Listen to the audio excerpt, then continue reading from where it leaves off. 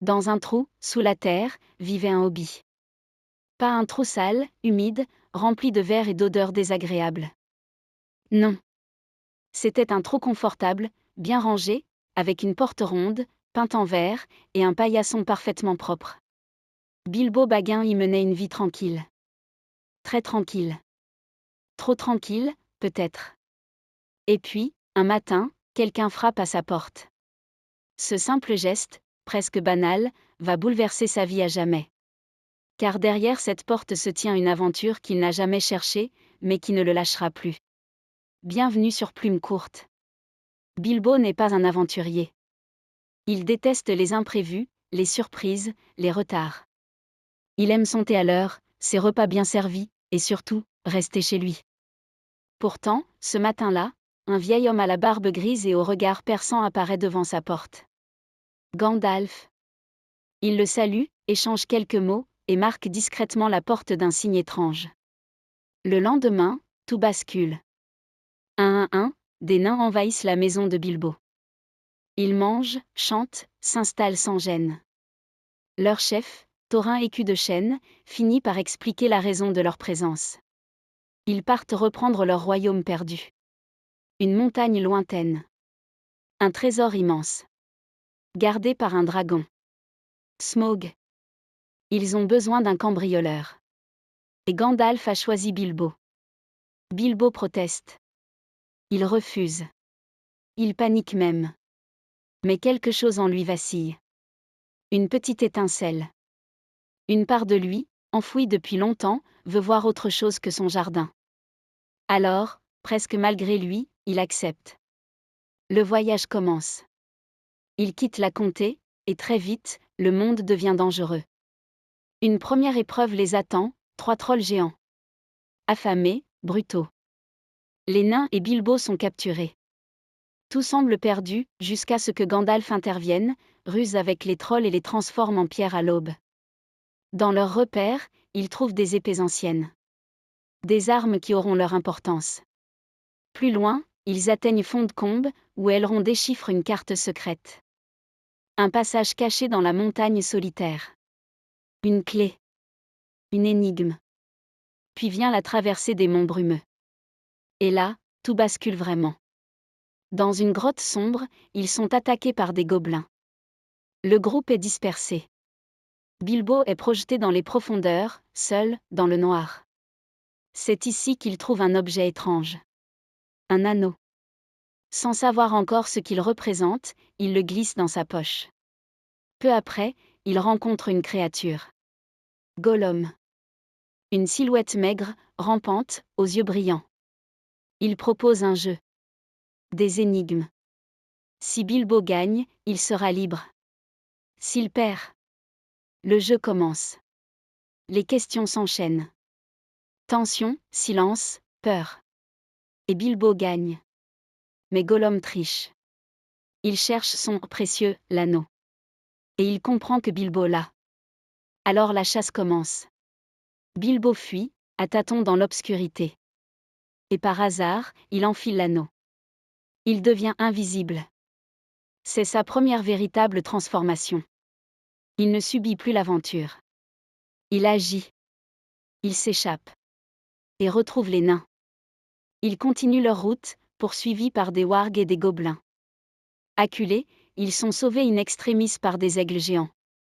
Mais le répit est bref. Ils arrivent chez Beorn, un homme capable de se transformer en ours.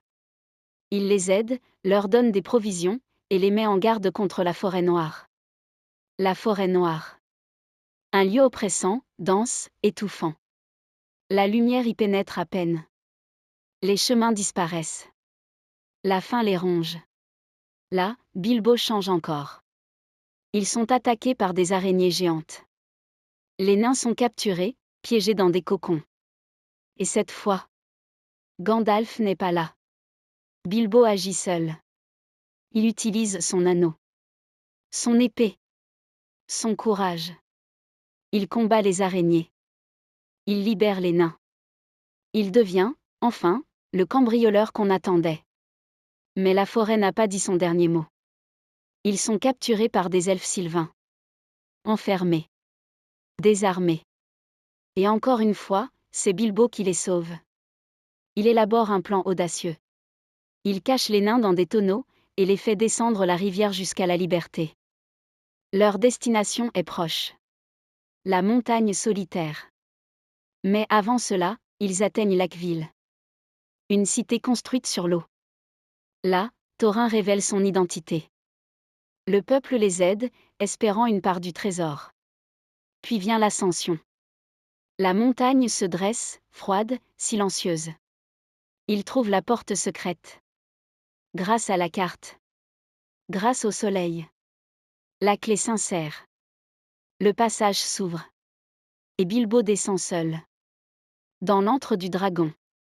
Smaug dort sur un amas d'or infini. Une mer de richesse. Un pouvoir écrasant. Bilbo avance, lentement.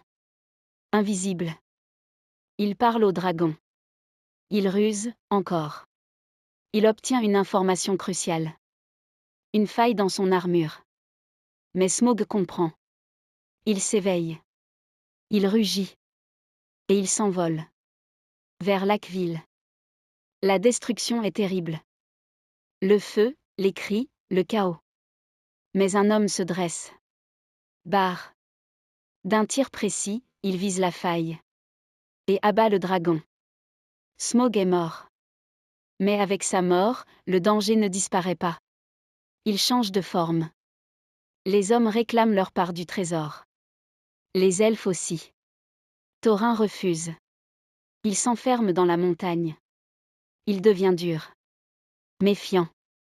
Presque aveuglé par l'or. Bilbo comprend que la situation dégénère. Alors, en secret, il prend une pierre précieuse. Le cœur de la montagne. Le trésor le plus précieux de Thorin. Et il la remet aux hommes. Un geste risqué. Un pari pour éviter la guerre. Mais il est découvert. La tension explose. Les armées se rassemblent. Elfes. Hommes. Nains. La bataille semble inévitable. Et elle éclate. La bataille des 5 armées. Un chaos total. Des orques surgissent. Des wargs. Des aigles. Le combat fait rage. Bilbo est là, au cœur de tout. Mais il est aussi invisible. Observateur d'un monde qui bascule. Et puis, Thorin tombe. Mortellement blessé. Dans un dernier moment, il parle à Bilbo. Il comprend. Il regrette. Il reconnaît la valeur de ce petit hobbit qu'il avait sous-estimé. Et il meurt. Le calme revient, lentement. Le trésor est partagé. La paix s'installe. Bilbo refuse sa part. Il ne veut pas de richesse. Il veut rentrer chez lui. Alors il repart. Le voyage du retour est plus court. Mais il n'est plus le même. Quand il arrive enfin à sa maison, une vente est en cours. On le croyait mort. Ses affaires sont dispersées. Mais Bilbo s'en moque. Il est chez lui. Et pourtant, quelque chose a changé. Le confort est toujours là. Le thé est toujours servi. Mais le monde est plus grand maintenant. Et lui aussi. Il garde l'anneau. Sans vraiment savoir ce qu'il possède. Mais une chose est certaine.